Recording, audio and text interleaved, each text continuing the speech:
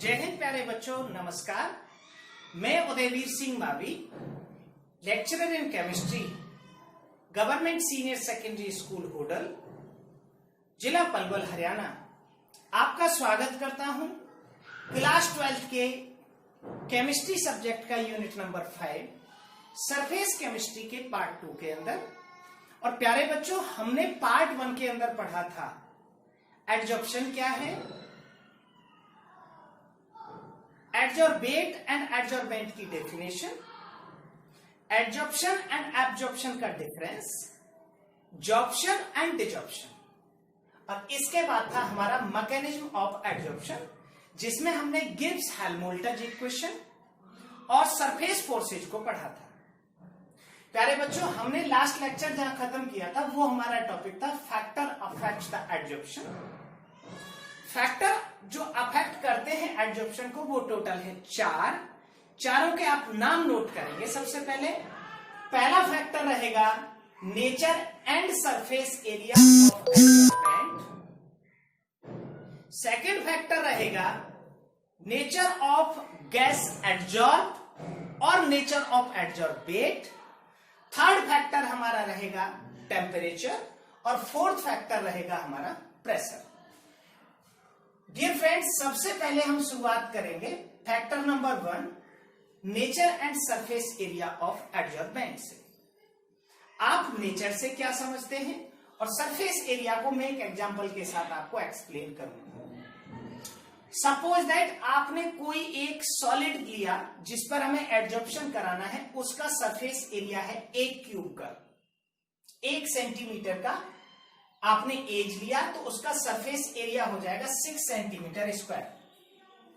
और अगर इस 6 सेंटीमीटर स्क्वायर के एक क्यूब को आपने large number of small cubes में ब्रेक किया, उसकी अगर आपने एज को 1 × 10⁻⁻6 सेंटीमीटर कर दिया, तो उसका जो एरिया है वो 6 × 10⁻6 सेंटीमीटर स्क्वायर और 600 मीटर स्क्वायर हो जाएगा। इतना ज्यादा सरफेस एरिया बढ़ जाएगा। इतने ज्यादा सरफेस एरिया बढ़ने पर उसका जो एडजॉर्प्शन है वो बहुत ज्यादा इंक्रीज हो जाएगा। और इस एडजॉर्प्शन के इंक्रीज होने के पीछे रीजन रहेगा एरिया का इंक्रीज हो जाना। प्यारे बच्चों, अगर हम एक ही गैस लें, कोई एक गैस ए, और उसी एक गैस को हम चारकोल के ऊपर एडजॉर्ब कराएं और उसी एक गैस को हम सिलिका जेल के ऊपर एडजॉर्ब कराएं, तो दोनों में जो अमाउंट ऑफ एडजॉर्प्शन है वो अलग अलग आएगा, because of different nature and surface area. अगर हमें किसी भी एडजॉर्बेंट पर एडजॉर्प्शन की अमाउंट को बढ़ाना हो तो हम बढ़ा सकते हैं एडजॉर्बेंट को एक्टिवेट कराकर। सेकंड जो मैं नेचर की बात कर रहा था वो ये है कि if we want to increase the adsorption on particular adsorbent, then we increase after activating it. अब हम एक्टिवेट कैसे करेंगे? हम किसी भी एडजॉर्बेंट को वैक्यूम में हीट कर देंगे और या इनर्ट गैस के अंदर। ये एक क्वेश्चन है, what is activation of adsorbent. तो एडजॉर्बेंट का एक्टिवेशन होता है, आपने कोई एडजॉर्बेंट लिया, ये कोई एक्स एडजॉर्बेंट है, इसके आसपास हमने वैक्यूम क्रिएट किया और वैक्यूम के अंदर हम इसको हीट कर देते हैं। तो वैक्यूम में हीट करने पर इसकी जो सरफेसेज हैं ये एक्टिवेट हो जाती हैं towards the adsorption. So activation of surface of adsorbent can be done by heating it in vacuum। हम उसे वैक्यूम में हीट कर सकते हैं और इन इनर्ट गैस, या हम इनर्ट गैस के अंदर उसे हीट कर सकते हैं जहां पर जो रिएक्टिविटी है वो 0 हो। एग्जाम्पल के लिए, अगर हमें चारकोल को एक्टिवेट करना हो तो हम उसे स्टीम के अंदर हीट करते हैं और स्टीम में हीट करके चारकोल को हम उसे गैस मास्क में यूज कर सकते हैं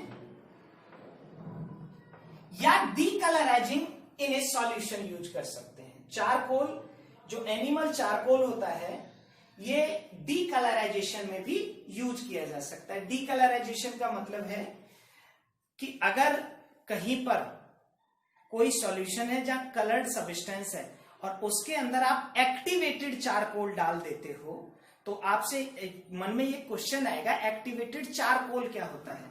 तो बहुत सरल आंसर है, स्टीम के अंदर हीट किया हुआ चारकोल ही एक्टिवेटेड चारकोल होता है। When you put the activated charcoal in a colored solution, it absorbs the color. वो कलर का एब्जॉर्प्शन कर लेता है and the solution becomes decolorized. तो ये आपका है पहला point, nature and surface area of adsorbent. हम इसको ऐसे भी लिख सकते हैं, absorption directly proportional to surface area of adsorbent. Note करेंगे आप इसको, absorption directly proportional to surface area of adsorbent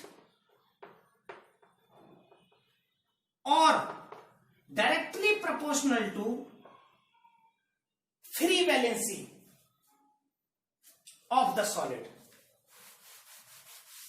free valency of solid के भी डायरेक्टली प्रोपोर्शनल होता है। ये बात आप नोट कर सकते हैं, जितनी ज्यादा फ्री वैलेंसी होगी सॉलिड की, उतना ज्यादा एडजॉर्प्शन उसके ऊपर होगा। तो पॉइंट नंबर 1 आपका कंप्लीट होता है। सेकेंड हम बात करेंगे nature of the adsorbate, gases के लिए है। ये आप नोट कर लेंगे, होप आपको समझ आ गया होगा। आपके 1-2 क्वेश्चन आपको बुक के अंदर मिलेंगे। व्हाई फाइनली डिवाइडेड सब्सटेंस या finely divided nickel used as catalyst. Finely divided का मतलब होता है पाउडर्ड फॉर्म। तो पाउडर्ड फॉर्म इसलिए अच्छा कैटलिस्ट होता है क्योंकि पाउडर्ड फॉर्म में सरफेस एरिया बहुत ज्यादा बढ़ जाता है, और सरफेस एरिया बढ़ने का मतलब होता है एडजॉर्प्शन का बढ़ जाता है। अब हम बात करते हैं पॉइंट नंबर 2 की, और पॉइंट नंबर 2 हमारा रहेगा nature of the adsorbate.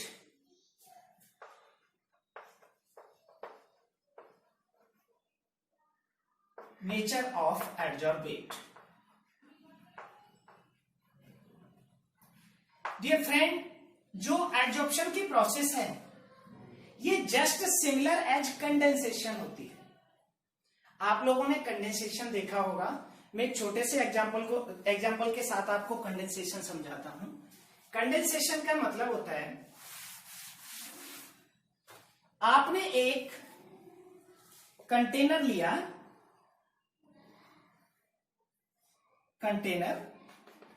Container में लिक्विड भरा और इसके ऊपर आपने एक प्लेट लगा दी। जैसे ही आपने इसे हीट किया, हीट करने के बाद यहां से वाटर की वेपर्स निकली और ये वेपर जाके इस प्लेट के ऊपर यहां डिपोजिट हो जाएंगे। ये प्रोसेस है वेपराइजेशन का। अब यहां से वेपराइज होकर यहां पर ये एडजॉर्ब हो गई इस सरफेस के ऊपर, क्योंकि इस सरफेस का टेम्परेचर कम था। जैसे ही इसने इन पार्टिकल्स को अपने ऊपर बाउंड किया, अपने ऊपर अटैच किया, तो इनकी एनर्जी इनके पास चली गई। जैसे ही ये एनर्जी लूज करेंगे तो ये वापस से नीचे आ जाएंगे और ये प्रोसेस होगी डिजॉर्प्शन। तो ये डिपेंड करता है नेचर ऑफ एडजॉर्बेट पर, क्योंकि ये कंडेंसेशन की तरह है। अब आप देखेंगे कि कोई भी गैस कंडेंसेट किन कंडीशंस में करेगी, या मैं दूसरे शब्दों में कहूं तो अगर हमें किसी गैस को लिक्विड बनाना हो तो क्या करना होगा? लिक्विड, जितनी जल्दी कोई गैस लिक्विफेक्शन होगा उतनी जल्दी उसका एडजॉर्प्शन होगा, और इसके जस्ट अपोजिट है वेपराइजेशन। तो गैस को लिक्विड बनाने के लिए हम क्या करते थे? गैस का टेम्परेचर डाउन करते थे और प्रेशर इंक्रीज करते थे। एक गैस कैन बी कन्वर्टेड, क्योंकि यहां पर सरफेस पर जब कोई गैस आकर डिपॉजिट होगी तो वो कंडेंस या लिक्विफाई होगी, और लिक्विफाई होने के लिए टेम्परेचर का कम होना और प्रेशर का ज्यादा होना जरूरी है। अब अगर मैं एडजॉर्बेट के नेचर की बात करूं तो कोई गैस जितनी जल्दी एडजॉर्ब होगी उतना जल्दी उसका एडजॉर्प्शन होगा। तो हम कह सकते हैं adsorption directly proportional to critical temperature. Critical temperature क्या होता है? जब हम किसी गैस का लिक्विड बनाते हैं तो ऐसा टेम्परेचर जिसके नीचे गैस लिक्विफाई हो, ऊपर गैस लिक्विफाई ना हो। तो जिस गैस का क्रिटिकल टेम्परेचर जितना ज्यादा होगा, क्रिटिकल टेम्परेचर ज्यादा होने का मतलब gas can be liquefied easily, उसका एडजॉर्प्शन उतना ज्यादा होगा। आपके लिए मैं एग्जांपल देता हूं कुछ गैसों के। आप एक टेबल बना लेंगे जिससे आपको यह अंदाजा हो जाएगा कौन सी गैसेज का एडजॉर्प्शन ज्यादा होगा। हम यहां कुछ गैसेज के एग्जांपल लेते हैं।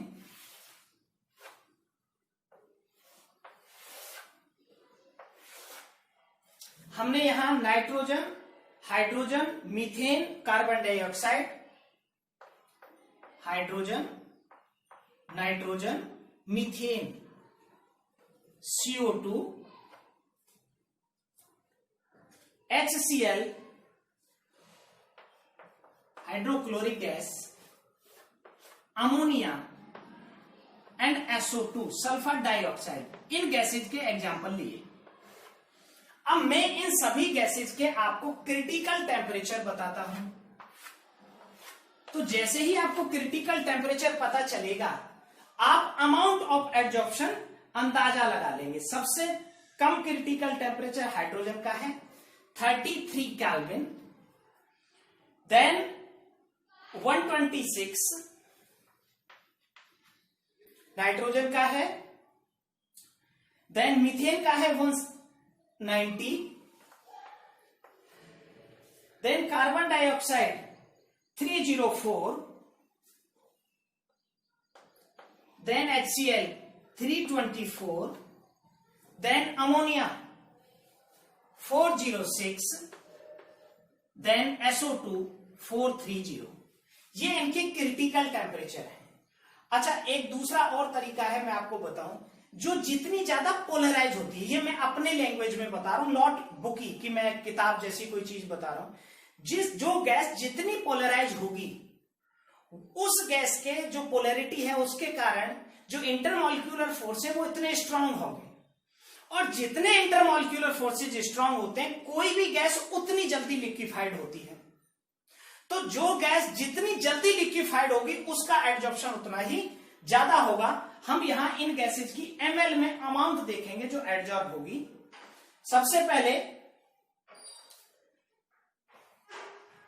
हाइड्रोजन की अमाउंट 4.7 ml एडजॉर्ब होगी, नाइट्रोजन की 8 ml, मीथेन की 16.2 ml, कार्बन डाइऑक्साइड का 48,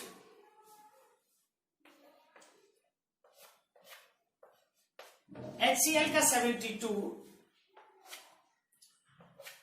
अमोनिया का जो क्रिटिकल टेम्परेचर है वो 406 है, तो इसका 181 और इसका 380। तो जैसे जैसे क्रिटिकल टेम्परेचर बढ़ेगा वैसे वैसे एडजॉर्प्शन की अमाउंट भी बढ़ती जाएगी।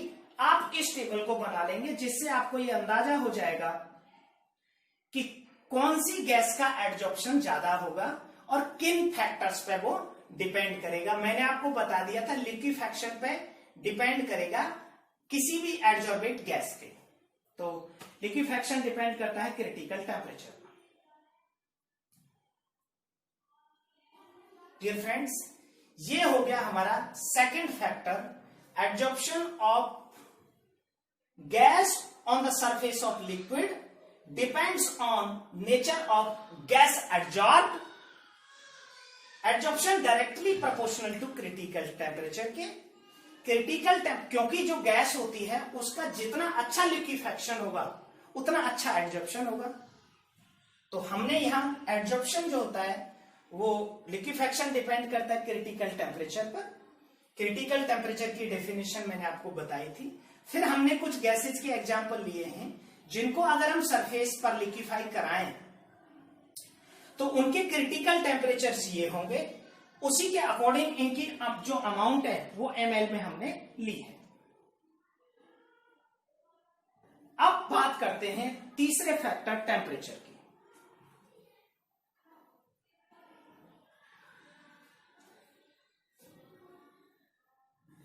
होप कि आपने ये इसको नोट कर लिया होगा।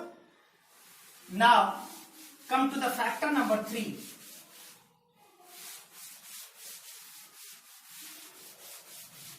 टेम्परेचर।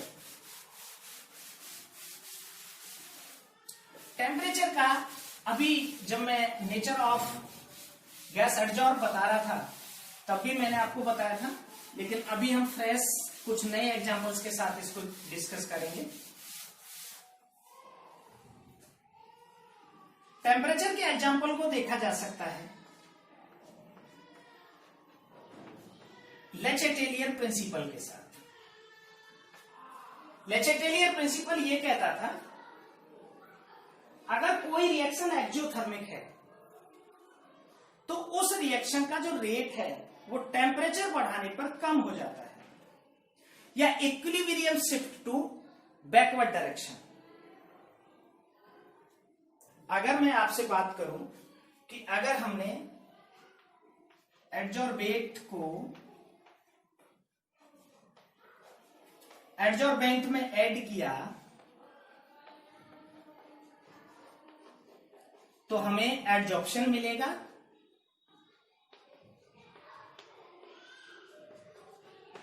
प्लस एनर्जी रिलीज होगी डेल्टा एच जो कैसी होगी नेगेटिव। अब ये रिवर्सिबल प्रोसेस है।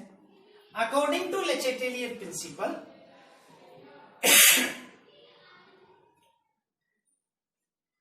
अगर हम टेम्परेचर एक्जियोथर्मिक रिएक्शन का बढ़ा देते हैं, reaction move to the backward direction, तो टेम्परेचर बढ़ाने पर एडजॉर्प्शन हमेशा बैकवर्ड डायरेक्शन में चलता है। आइए एक और एग्जांपल के साथ इसको देखते हैं। अगर हम 1 ग्राम चारकोल लेते हैं, ये एक एडजॉर्बेंट है चारकोल, 1 ग्राम लिया हमने इसका, और 0 डिग्री पर ये नाइट्रोजन गैस हम एडजॉर्ब कराएंगे। तो नाइट्रोजन गैस की जो अमाउंट होगी 0 डिग्री पर वो 20 सेंटीमीटर क्यूब होगी, 20 सेंटीमीटर क्यूब। और अगर हम -25 डिग्री टेम्परेचर लेंगे तो 45 centimetre cube nitrogen gas adsorb होगी इसके ऊपर। और अगर हम टेम्परेचर को -78 डिग्री कर देंगे तो इसकी जो अमाउंट है वो और इंक्रीज हो जाएगी। -78 तक ले जाने पर ये more than 50 centimetre cube of nitrogen gas adsorb over the surface of 1 gram of charcoal. तो प्यारे बच्चों, जैसे जैसे हम टेम्परेचर इंक्रीज करते जाते हैं वैसे वैसे अमाउंट ऑफ एडजॉर्प्शन डिक्रीज होता चला जाता है। सॉरी, बिल्कुल करेक्ट है। जैसे जैसे हमने टेम्परेचर यहां डिक्रीज कर रहे हैं तो अमाउंट ऑफ एडजॉर्प्शन बढ़ता जा रहा है। तो ये डिपेंड करेगा टेम्परेचर पर, क्योंकि ये एक्जियोथर्मिक प्रोसेस है। And for the exothermic process after some time equilibrium establish हो जाएगा, और इक्विलिब्रियम पर अगर हम एक्सटर्नल कंडीशंस को चेंज करते हैं then equilibrium change to backward direction because the reaction is exothermic on increasing temperature. So this is the effect of temperature on adsorption. Adsorption decreases generally on increasing temperature because it is exothermic process. मैंने एक example के साथ भी और ले Chatelier principal के साथ भी इसको एक्सप्लेन किया। अब आइए डिस्कस करते हैं 4th फैक्टर को। और हमारा फोर्थ फैक्टर है जो एडजॉर्प्शन को अफेक्ट करेगा, वो है प्रेशर ऑफ गैस एडजॉर्ब। मैंने बताया था the process of adsorption is just similar as the process of liquefaction of gas and liquefaction directly proportional to pressure के। So the adsorption also depends या also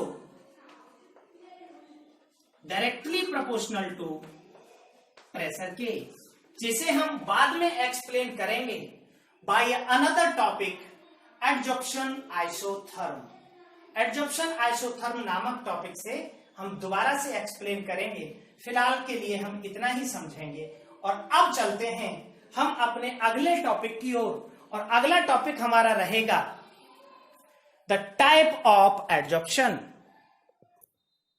अब करते हैं शुरू आज का topic number 2, types of adsorption. और dear friends, adsorption 2 तरह का होता है, physical adsorption and chemical adsorption. Physical adsorption को हम फिजियोजॉर्प्शन भी कहते हैं, और ये क्लासिफिकेशन होता है on the basis of force of attraction between adsorbate and adsorbent। और केमिकल एडजॉर्प्शन को हम केमिजॉर्प्शन भी कहते हैं।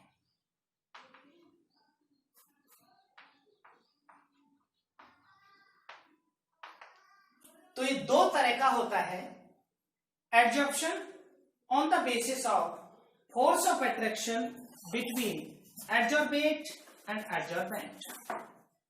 ऐसा एडजॉर्प्शन जिसमें फिजिकल फोर्सेज पाए जाते हैं या वीक वॉन्डरवॉल फोर्सेज पाए जाते हैं, वो होता है हमारा फिजिकल एडजॉर्प्शन।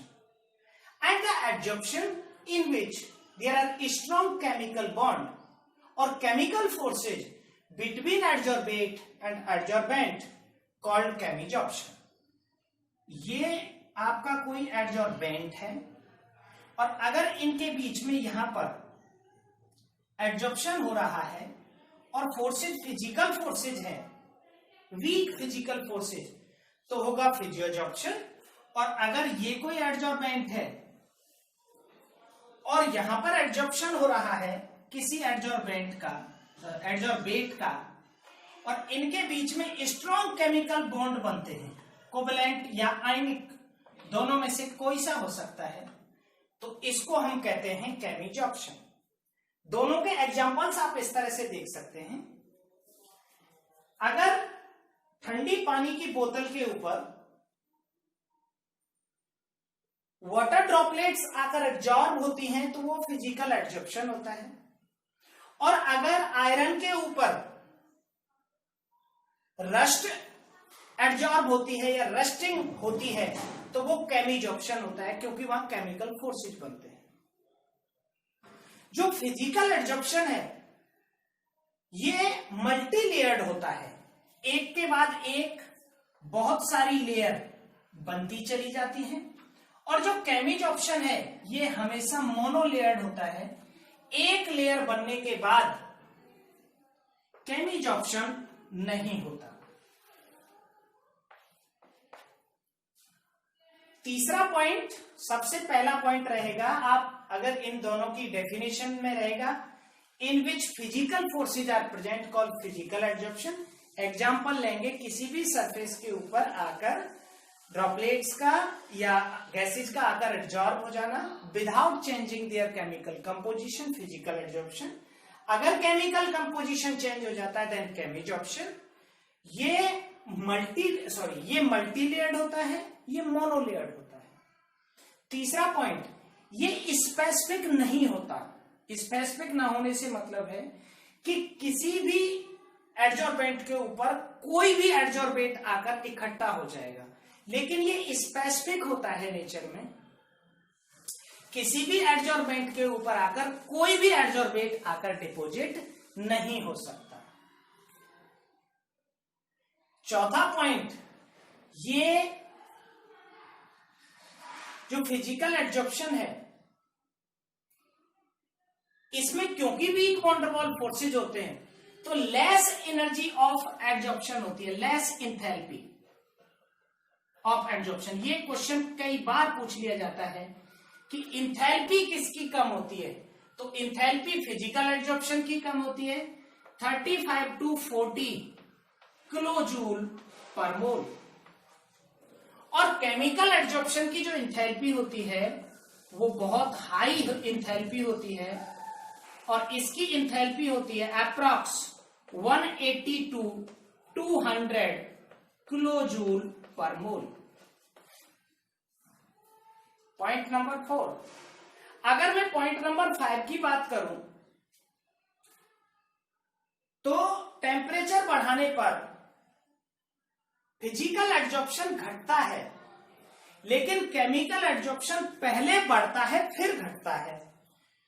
टॉपिक आप इस तरह से लिख लेंगे, effect of temperature on physical and chemical adsorption. Effect of temperature, इसको हम एक ग्राफ से समझ सकते हैं। फिजिकल एड्जॉर्प्शन का ग्राफ x/m और टेम्परेचर का ग्राफ इस तरह का होगा। ये फिजिकल एड्जॉर्प्शन का ग्राफ है। और केमिकल एड्जॉर्प्शन के अगर हम ग्राफ की बात करेंगे x/m और टेम्परेचर का, तो पहले ये बढ़ेगा फिर घट जाएगा x/m और t का। कारण क्या है कि फिजिकल एड्जॉर्प्शन के लिए एक्टिवेशन ऑफ एड्जॉर्बेंट रिक्वायर नहीं होता। No activation required in physical adsorption, but activation is required in case of chemical adsorption. So पहले टेम्परेचर बढ़ाने पर एक्टिवेशन होता है तो बढ़ जाता है एड्जॉर्प्शन का रेट, और फिर क्योंकि वो एक्सोथर्मिक है तो rate of adsorption decreases on increasing temperature.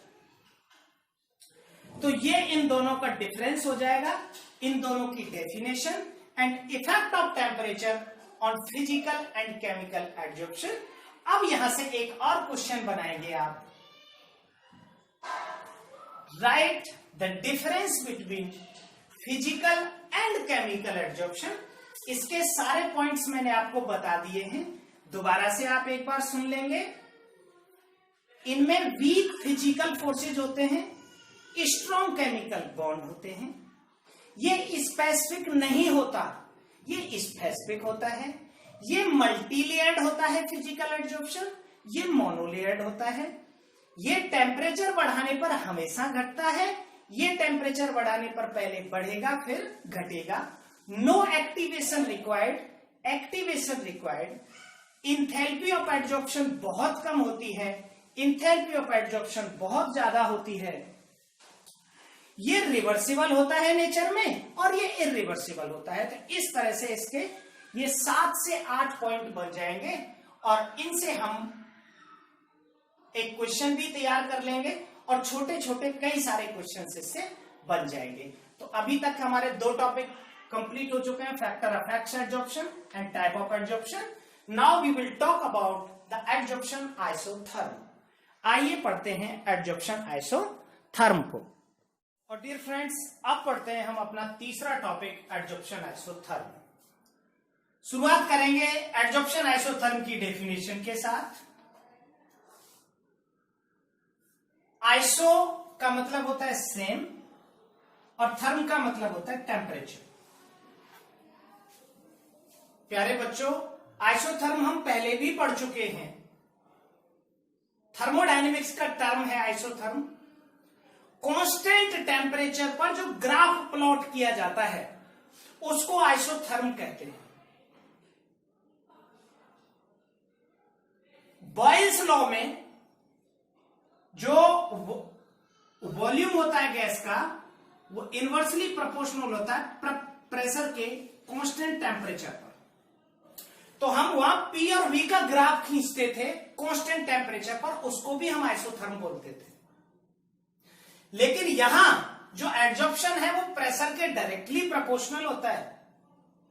तो यहां पर जो x/m वर्सेस p का जो ग्राफ खींचा जाता है इसी को बोलते हैं हम adsorption isotherm. Dear friends, adsorption isotherm दो टाइप के होते हैं। एक होता है फ्रीउंडलिच एडजॉर्प्शन आइसोथर्म, जो फिजिकल एडजॉर्प्शन के लिए दिया जाता है। Freundlich adsorption isotherm,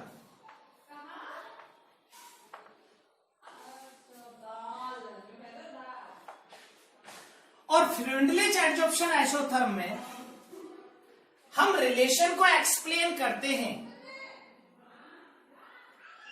x upon m और p का। तो कुछ इस तरह का आता है, एक टेम्परेचर पर मैं बता रहा हूं ऐसे। अगर डिफरेंट डिफरेंट टेम्परेचर्स पर लें तो ऐसे ग्राफ आएंगे। यहां जिस पर एडजॉर्प्शन सबसे ज्यादा है वो टेम्परेचर सबसे कम रहेगा, T1 टेम्परेचर पर, T2 पर और T3 पर। अगर हम यहां ग्राफ खींचेंगे तो जो T1 की वैल्यू है is lesser than T2 is lesser than T3। तो सबसे ज्यादा टेम्परेचर पर एडजॉर्प्शन सबसे कम हुआ। अब इस फ्रीउंडलिच एडजॉर्प्शन आइसोथर्म को हम प्रेशर के साथ जब इसका रिलेशन स्टडी करते हैं तो हमें इसका रिलेशन ये मिलता है, जब इनिशियल फेज में प्रेशर कम होता है तो इफेक्ट ज्यादा होता है, और जैसे जैसे प्रेशर बढ़ता जाता है इफेक्ट कम होता जाता है। तो यहां पर x upon m directly proportional to p के है एट लेसर प्रेशर। जब प्रेशर कम होता है तो लिक्विफेक्शन पर भी प्रेशर का असर ज्यादा होता है। जब प्रेशर ज्यादा हो जाता है आफ्टर सम टाइम तो प्रेशर का इफेक्ट नहीं होता, x upon m proportional to p की पावर 0 के। तो 0 और 1 के बीच में यहां रिलेशन निकलता है x upon m proportional to p की पावर 1 अपॉन n, और 1 अपॉन n कोई वैल्यू है 0 और 1 के बीच में।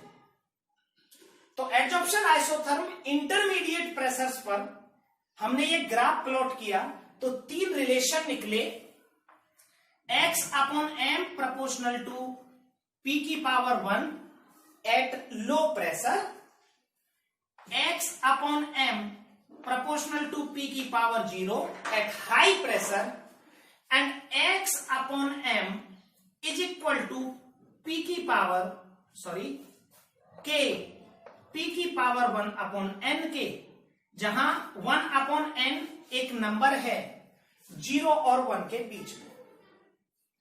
तो ये एडजॉर्प्शन आइसोथर्म है। अब अगर हम दोनों साइड का लॉग लें तो रिलेशन निकल के आएगा log x upon m is equal to log k plus 1 upon n log p by taking log from both sides. Log x upon m is equal to log k plus 1 upon n log p. तो अब हम एक graph plot करेंगे log x upon m और log p के बीच में। इस adsorption isotherm का बेनिफिट होता है कि हम इसकी हेल्प से फाइंड कर लेते हैं अमाउंट ऑफ एडजॉर्प्शन को। तो आइए पहले आप ये ग्राफ बना लें, फिर मैं ग्राफ प्लॉट करूंगा log x अपॉन m और log p के बीच में, वहां मैं कर देता हूं तो आपको आसानी हो जाएगी एक साथ सभी को स्टडी करने में।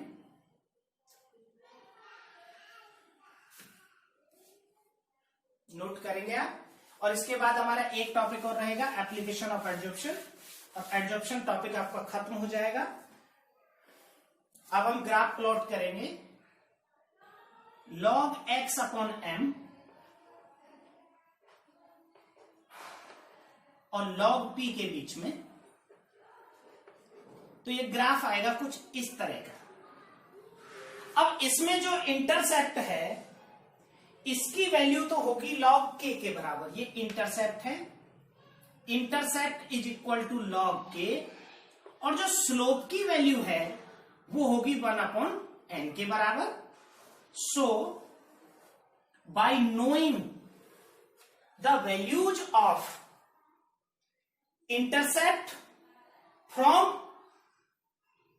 Graph and slope we can find out the value of log x upon m। तो डियर फ्रेंड, ये एडजॉर्प्शन आइसोथर्म है जो फिजिकल एडजॉर्प्शन के लिए दिया, और इसको दिया फ्रीवेंडलिच ने। दूसरा जो एडजॉर्प्शन आइसोथर्म दिया केमिजॉर्प्शन के लिए, वो दिया लैंगम्यूर ने, तो हम उसे लैंगम्यूर एडजॉर्प्शन आइसोथर्म कहते हैं।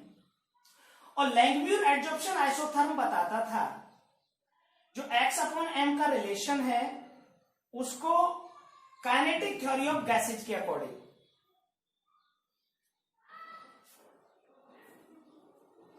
काइनेटिक थ्योरी ऑफ गैसेज में आप वंडरबॉल गैस इक्वेशन देख सकते हैं, तो मैं उसको एक बार समझाऊंगा। आप ये तीनों ग्राफ प्लॉट कर लेंगे। एक किसी टेम्परेचर पर लॉग x अपॉन m और p का ग्राफ है, डिफरेंट टेम्परेचर पर लॉग x अपॉन m और p का ग्राफ है, और ये log x अपॉन m और log p का ग्राफ है। इंटरसेप्ट की वैल्यू log k के बराबर, 1/n की वैल्यू स्लोप के बराबर, और इस इक्वेशन में रखने पर log k की और 1/n की value we can find out the value of log x upon m। और अब समझते हैं लैंगम्यूर एडजॉर्प्शन आइसोथर्म को, जो केमिजॉर्प्शन के लिए दिया गया। इसमें दो प्रोसेस एक साथ इन्वॉल्व होती हैं एडजॉर्प्शन में, कंडेंसेशन और इवापोरेशन। कंडेंसेशन को एडजॉर्प्शन के सिमिलर माना जाता है और इवापोरेशन को डिजॉर्प्शन के सिमिलर माना जाता है। तो प्रेशर राइज करने पर कंडेंसेशन बढ़ता है तो एडजॉर्प्शन बढ़ता है। इस प्रेशर का और अमाउंट ऑफ एडजॉर्प्शन का जो रिलेशन है वो काइनेटिक मॉलिक्यूलर थ्योरी से एक्सप्लेन किया गया, और वो था x upon m is equal to x upon m, ये अमाउंट ऑफ एडजॉर्प्शन है, is equal to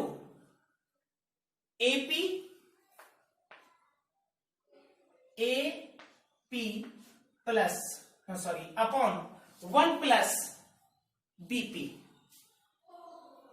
1 plus BP, जहां A और B कांस्टेंट है। तो ये था लैंगम्यूर का एडजॉर्प्शन आइसोथर्म, जिसने कंडेंसेशन और एवापोरेशन से एक्सप्लेन किया एडजॉर्प्शन की प्रोसेस को। और रेट ऑफ जो कंडेंसेशन है, कंडेंसेशन मतलब एडजॉर्प्शन, वो डिपेंड करता था अनकवर्ड स्पेस पर। ऐसे समझेंगे आप इसको, अगर ये कोई सरफेस है किसी भी एडजॉर्बेंट का, तो यहां पर एडजॉर्प्शन हो गया और ये सरफेस खाली है, तो जितनी सरफेस एम्प्टी होगी उतना ज्यादा रेट ऑफ एडजॉर्प्शन होगा। ये बात बताई थी लैंगम्यूर एडजॉर्प्शन आइसोथर्म ने, क्योंकि आपने जब हम रेट ऑफ रिएक्शन की स्टडी करते हैं तो रेट ऑफ रिएक्शन में कंसंट्रेशन ऑफ रिएक्टेंट मैटर करता है। So more the surface available for adsorption, more the adsorption according to Langmuir isotherm.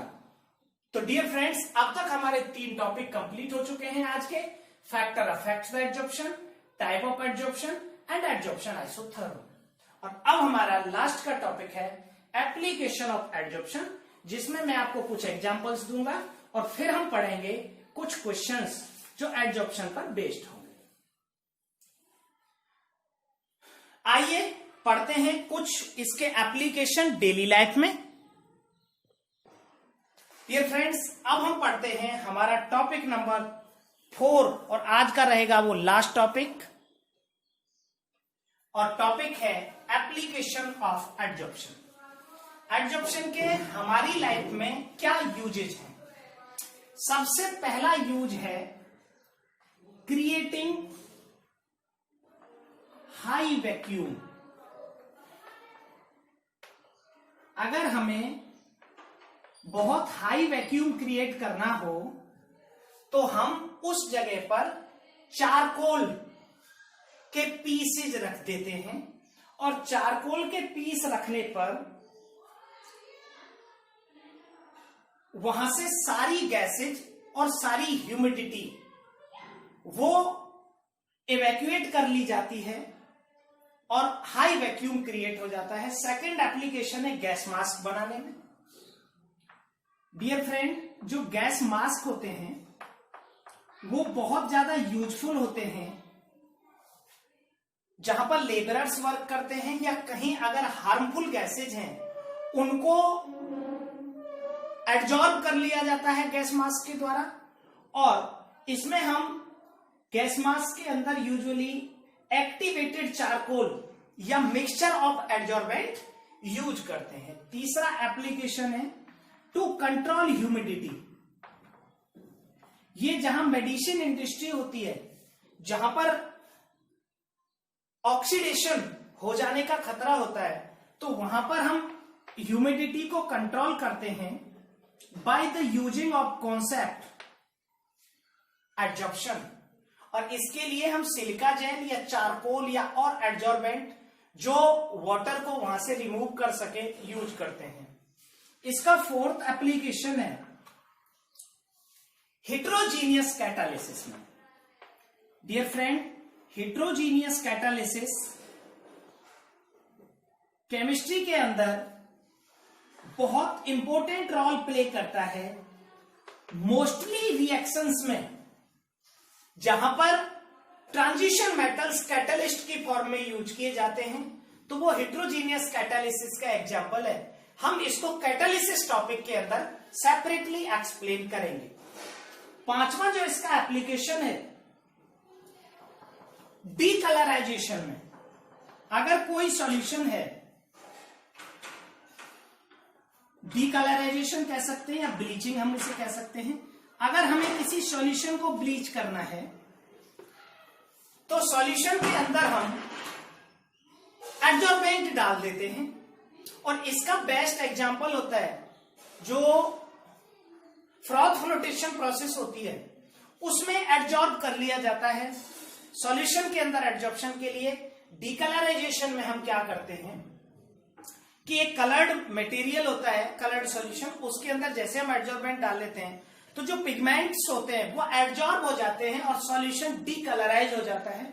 इसका एप्लीकेशन है सेपरेशन ऑफ इनर्ट गैसेज में।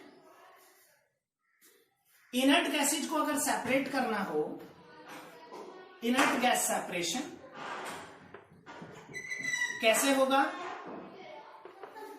डिफरेंट जो गैसेज होती हैं उनके क्रिटिकल टेम्परेचर अलग होते हैं। तो जिसका क्रिटिकल टेम्परेचर ज्यादा होगा वो जल्दी से लिक्विफाई या एब्जॉर्ब हो जाएगी, तो उस गैस को हम सेपरेट कर लेंगे किसी भी एब्जॉर्बेंट के ऊपर।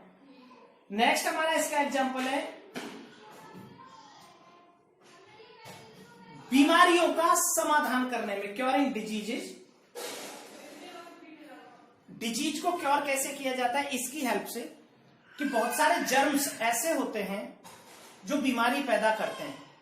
क्योरिंग डिजीजेज, इसका 7th एप्लीकेशन आप लिख लेंगे। एक एप्लीकेशन इसका मैंने बता दिया है फ्रॉथ फ्लोटेशन प्रोसेस में। फ्रॉथ फ्लोटेशन प्रोसेस ये कंसंट्रेशन ऑफ ओर का प्रोसेस होता है, फ्रॉथ फ्लोटेशन।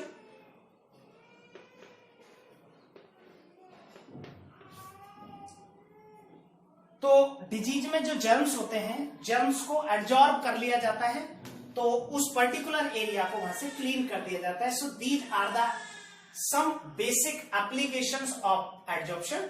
और अब हम बात करेंगे कुछ क्वेश्चंस की। एनसीईआरटी के क्वेश्चन है 5.1 है इन टेक्स्ट का, right any two characteristics of.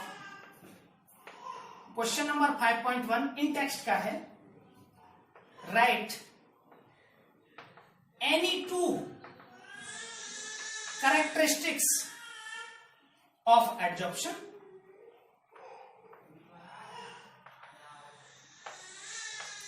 characteristics of adsorption। ये फ्रेंड यहां दो पूछी है, मैं दो से ज्यादा आपको बता देता हूं। केमिजॉर्प्शन में केमिकल फोर्स होते हैं, characteristics of chemical adsorption. Chemisorption यहां रहेगा। ये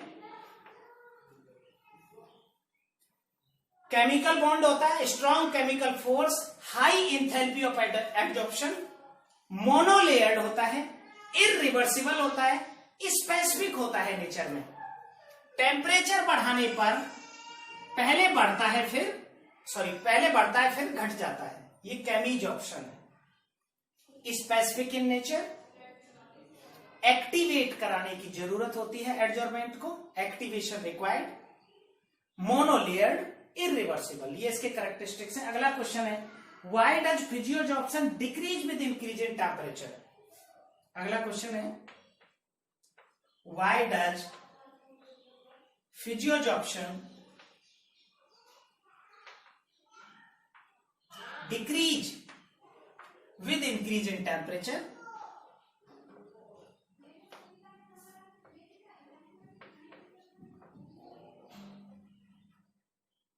इंक्रीज इन टेम्परेचर। तो इसके लिए मैंने बता दिया था, जो एडजॉर्प्शन है ये हमेशा एक्सोथर्मिक प्रोसेस होता है। According to Le Chatelier principle it decreases on increasing temperature. और इसका मैंने ग्राफ भी आपको प्लॉट करके बताया था। इसका ग्राफ हमेशा ये आता है, x/m और टेम्परेचर का। नेक्स्ट हमारा क्वेश्चन है, why are the powder substances more effective adsorbent than their crystalline form.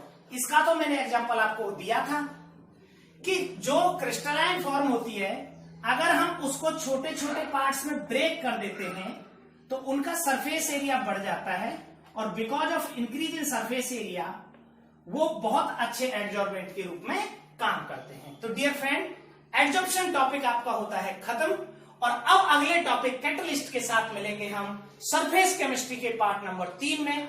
आप इसके सारे नोट्स बनाएं, सारे क्वेश्चंस करें, और अपनी जो प्रॉब्लम्स हो उनको मैसेज के माध्यम से हम तक जरूर शेयर करें। हम 100% आपकी हेल्प करेंगे। Thank you and have a good day.